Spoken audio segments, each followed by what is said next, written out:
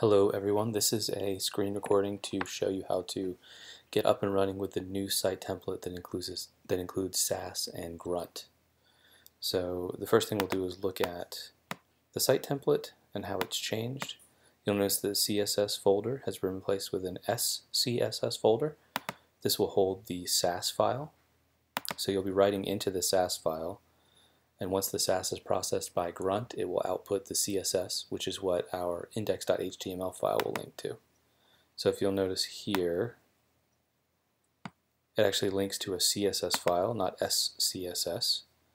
That's fine because when we write Sass, Grunt will then process that Sass and create a new CSS file. So the way to work with this, now that we have everything installed, we've gone through the process of installing Node and updating Ruby, and then including Compass. We've installed Grunt, the Grunt CLI. So everything's done, and everything that you need is now in this project. We have the Grunt file, and we have the package.json file.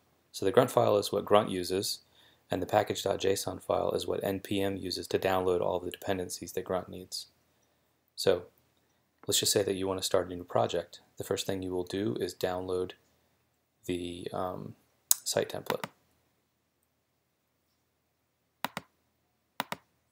So if I show this, I have a new site template. That's this right here. Then you'll notice in here it's the JS folder with the script.js, SCSS folder with the SCSS file, the Grunt file, index.html, our license file, and the package.json. The truth is that all you really need to start up a new project is these 5 things.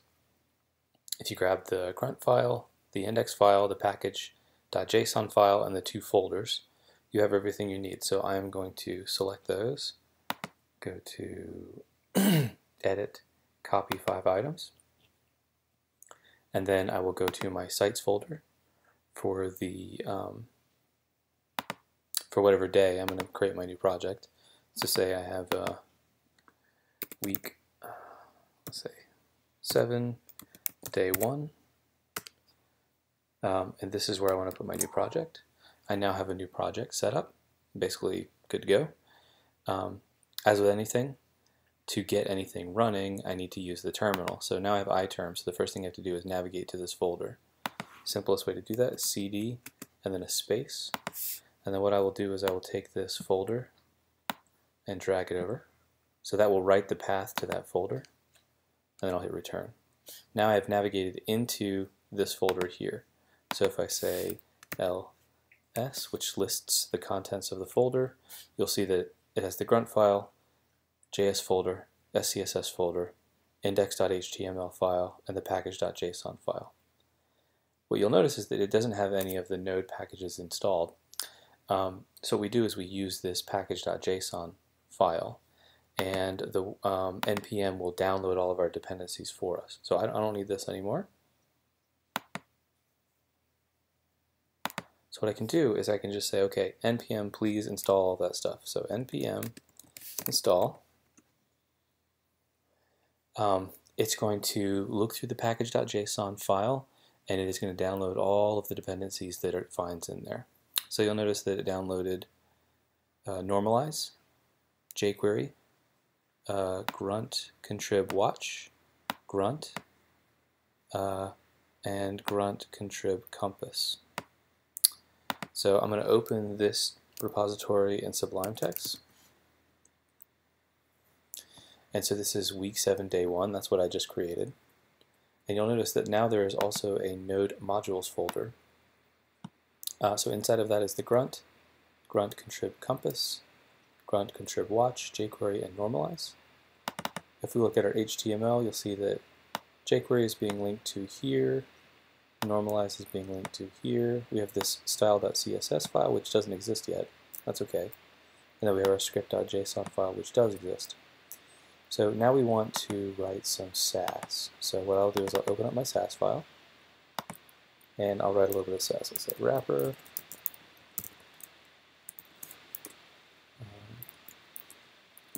background is green. I mean, why not, right? And inside that I'll say h1 background is yellow. So now let's just create that.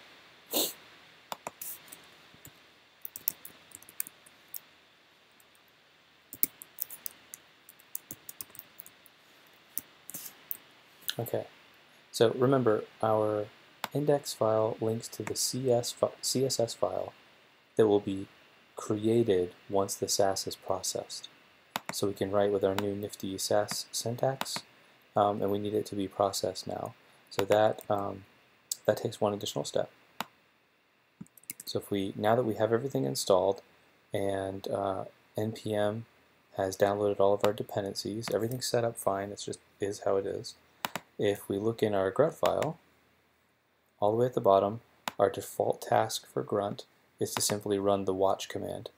So watch, what it does is it looks at these files, anything that's in the SCSS folder with an SCS extension, and if one of these files is saved, then it will run this task. This task is our compass task, and what it will do is it will process all the SCSS files and output them to a CSS folder with files of the same name. So style.scss will be pre-processed, and then style.css will be created. So because this is our default task, all we have to do is go to terminal, and we have to make sure that we are navigated to the location, to the folder that we want to process, and we just say grunt. So when we say grunt, it's going to start running the watch task. So now if I go to style.css and I save, you'll notice that it says, file SCSS style.scss changed, running compass. It creates the directory CSS and it writes the style.css file, done without errors. So now when we look in here, there's a new folder called CSS and style.css. So if I open up another panel, we can look at our style.scss file here and the output CSS file here. So you'll notice the syntax here, and it runs it, compiles it, and outputs valid CSS over here. So now this is what our browser can look at. So if I open this in the browser, you'll notice that it works just fine. So I can inspect this, go to Elements, and I can say wrapper. It is getting the proper styles, background of green, and then H1 is getting a background of yellow. So to summarize, you'll need to download the site template from here. You'll need to extract the right files from that download, which will be this folder, and these three files. Those are the files that you're actually going to use to create your new project. You would copy those, move those to whatever folder you actually want to put your project into.